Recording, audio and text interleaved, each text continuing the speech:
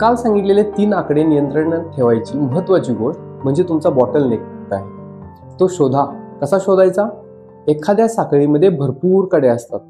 जोर दिल्यानंतर त्यातली सगळ्यात कमकुवत कडी तुटते. त्या साखळीची एकूण ताकद ही फक्त तिच्या सर्वात कमकुवत कडीवर अवलंबून असते. आपला कारखाना म्हणजे अशा अनेक प्रक्रियांची साखळी.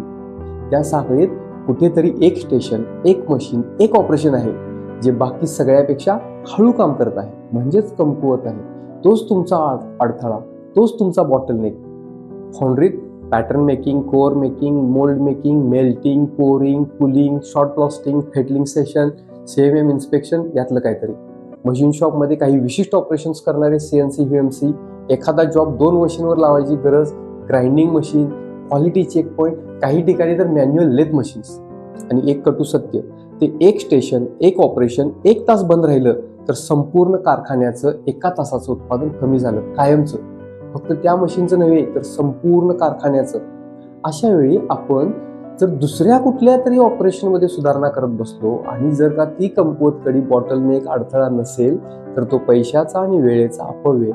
पण बहुतेक कंपन्या अडथळा नसलेलं ऑपरेशन सुधारण्यासाठी लाखो खर्च करतात आणि विचार करतात प्रोडक्शन का वाढत नाही. पहिली पायरी, कमकुवत कडी बॉटलनेक अडथळा शोधा. उद्या तो ठीक करण्याचे 5 टप्पे.